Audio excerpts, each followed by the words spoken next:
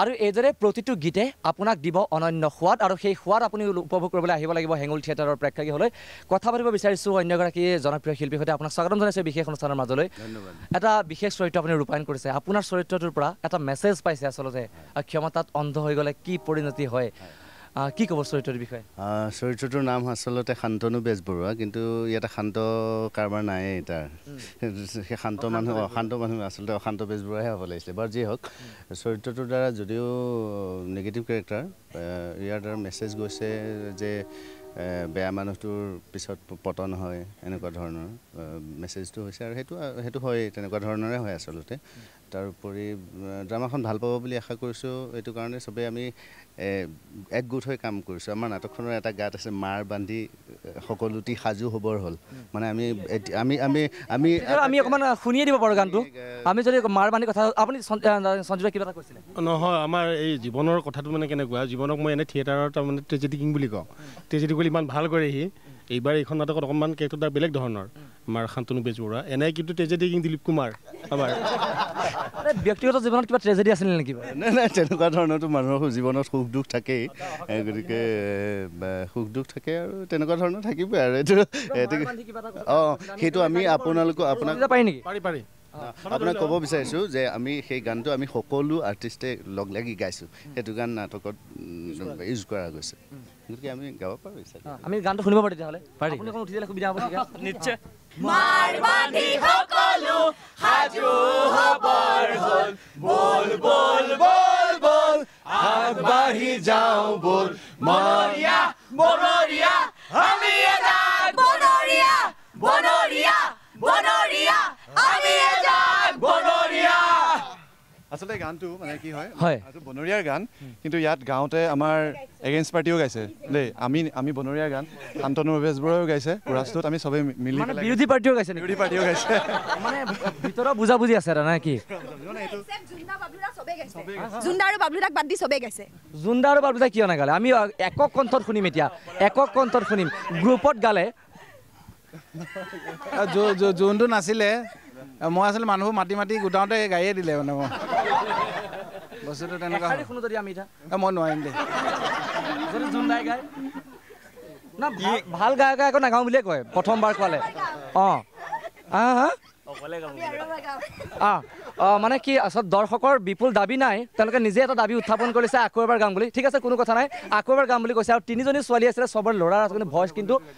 মানে ডাউন হৈ গৈছিলে তিনিজনী ছোৱালী কিন্তু গানটো যেতিয়া আপুনি শুনিব গানটোত ছোৱালীকেইজনীৰ ভইচটো ডাউন সেইটো কাৰণে আমি ছোৱালীকেইজনীয়ে দুবাৰ গাব লগা হৈছিলে কাৰণ ল'ৰা আছিলে কমচে কম 7-8টা ছোৱালী আছিলে 4জনী ছোৱালীৰ কাৰণে তুমিও নাছিলা ন আকৌ এবাৰ গান গোৱাৰ তেওঁলোকে চিন্তা কৰিছে আমি আকৌ এবাৰ সেই গানটো শুনিম গানটো শুনাৰ আগত কিন্তু প্ৰশান্ত আপোনাৰ কাষলৈ আহিছোঁ হঠাতে আপোনালোকে গান এটা নাচিব লগা হৈ যায় তাৰ পাছতে মাৰপিট কৰিব লগা হৈ যায় তাৰ পাছতে আকৌ ডাইলগ ইমানখিনি এনাৰ্জি আচলতে কেনেকৈ সঞ্চয় কৰি ৰখা হয় এনাৰ্জি আচলতে এইটো অভ্যাস হৈ গৈছে প্ৰথম বছৰ আহোঁতে সেই বস্তুটোত মানে খুব ফিল কৰিছিলোঁ খুব ষ্টেমিনা লাগে মানে আমাৰ এনাৰ্জিটো লাগে গতিকে সেইটো লেভেল মেইনটেইন কৰিবলৈ আমি খোৱা বোৱাও অলপ চাব লাগিব চাই চিতি আৰু বিশেষকৈ টোপনি ক্ষতি হৈ থাকে টোপনি ক্ষতিত সেইখিনি মানে সেই কষ্ট সহিষ্ণুতা গুণ যিটো সেইটো হয়তো চাগে লাহে লাহে ডেভেলপ হয় নেকি থিয়েটাৰত থাকিলে মই ভাবোঁ লাহে লাহে তেনেকৈ হয় আৰু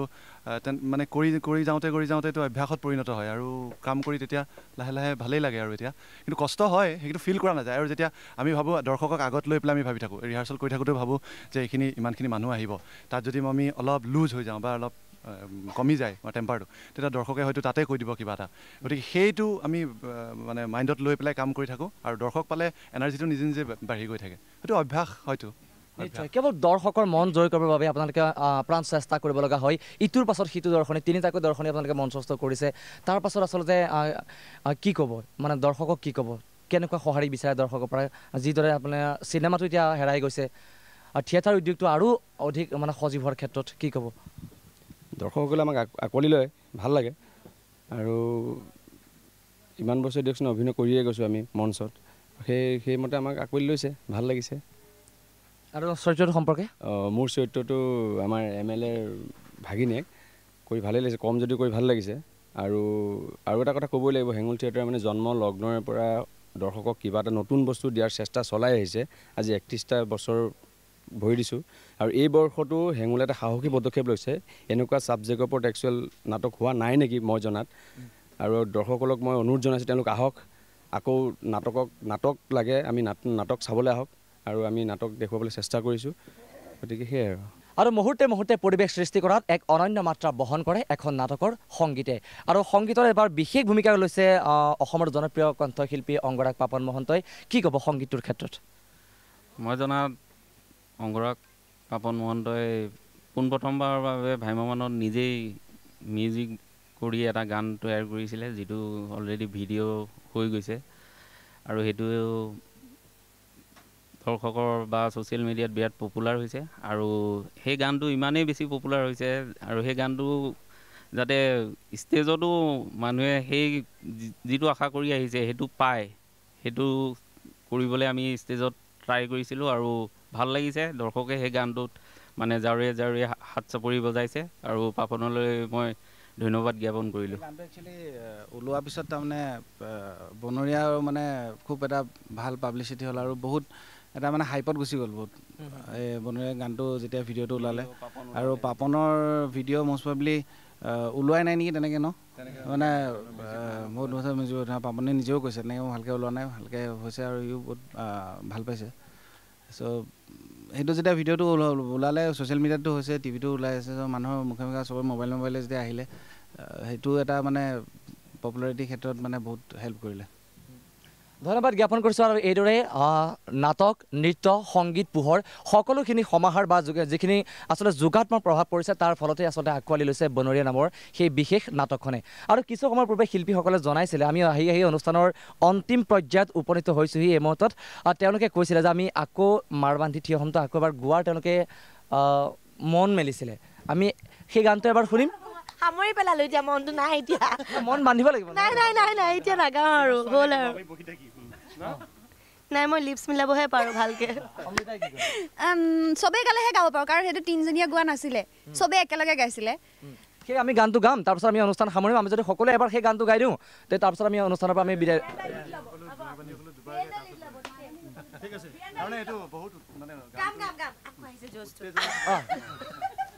মাৰ বান্ধি সকলো সাজু হবৰ হ'ল বল বল বল বল আগবাঢ়ি যাওঁ বল মাৰ বান্ধি সকলো সাজু হবৰ হ'ল বল বল বল বল আগবাঢ়ি যাওঁ বল বনৰীয়া বনৰীয়া আমি এটা বনৰীয়া বনৰীয়া বনৰীয়া আমি এটা বনৰীয়া আৰু ধন্যবাদ জ্ঞাপন কৰিছোঁ আৰু আচলতে এইদৰে বনৰীয়া পৰিয়ালটো ওলাই আহিছে অসমবাসীক আমোদ দিবলৈ আৰু আগন্তুক নাট্যবৰ্ষৰ বাবে তেওঁলোকে ইতিমধ্যে কঁকালত টঙালি বান্ধি সাজু হৈছে আৰু সকলোৱে আশা প্ৰকাশ কৰিছে সমগ্ৰ পৰিয়ালটো হেঙুল পৰিয়ালে আশা প্ৰকাশ কৰিছে যে দৰ্শকে আজিৰ দৰে আদৰি লওক অসমৰ বিভিন্ন প্ৰান্তত তেওঁলোকে ইতিমধ্যে যাবৰ বাবে সাজু হৈছে আৰু তেওঁলোকে আশা কৰিছে তেওঁলোকে সপোন পুহি ৰাখিছে যে দৰ্শকে সেই নাটকখন আঁকোৱালি ল'ব আৰু প্ৰাগ নিউজৰ তৰফৰ পৰা আমি আন্তৰিক ধন্যবাদ আৰু শুভকামনা জ্ঞাপন কৰিছোঁ হেঙুল থিয়েটাৰৰ যি প্ৰচেষ্টা বা নাট্য সৈনিকসকলে নাট্য যোদ্ধাসকলে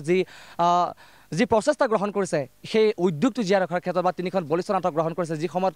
অভিযোগ উত্থাপিত হৈছে যে নাটকৰ ক্ষেত্ৰত চমক বৃদ্ধি পাইছে অভিযোগ উত্থাপন হৈছে যে আচলতে কাৰিকৰী কৌশলৰ ওপৰত বিভিন্ন গুৰুত্ব প্ৰদান কৰা হৈছে নাটকৰ মানদণ্ড কমি গৈছে তেনে সময়ত